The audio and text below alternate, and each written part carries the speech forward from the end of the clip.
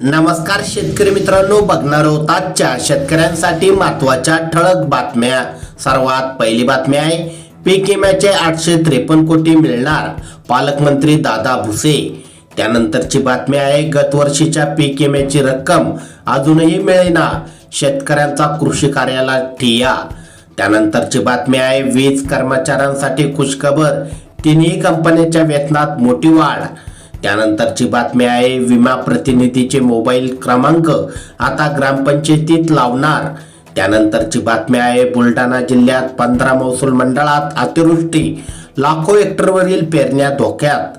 त्यानंतरची बातमी आहे, खानदेशात पावसाने मुर्गबहर केळी लागवड रेखाडली।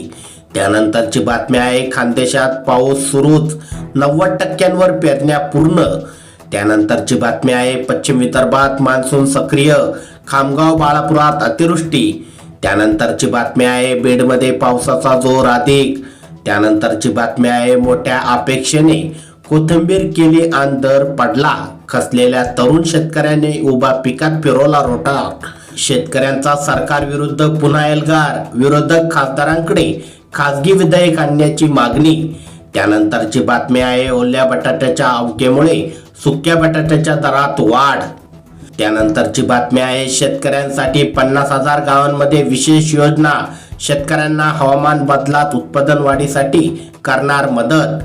त्यानंतरची बातमी आहे, रामकृष्ण हरीच्या जयघोषात संत तुकाराम महाराजांचा पहिला रिंगण सोहळा संपन्न।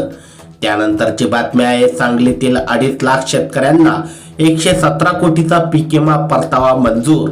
त्यानंतरची बातमी आहे, महाराष्ट्र राज्य ठरले यंदाचे सर्वोत्कृष्ट कृषी राज्य। 11 जुलैला दिल्लीत मुख्यमंत्री एकनाथ शिंदेसह कृषी मंत्री धनंजय मुंडे स्वीकारणार पुरस्कार। त्यानंतरची बातमी आहे, हिंगोलीत पीक विम्यासाठी शेतकरी आक्रमक, कृषी अधीक्षक कार्यालयात ठिय्या, पीक विमा मिळेपर्यंत आंदोलन।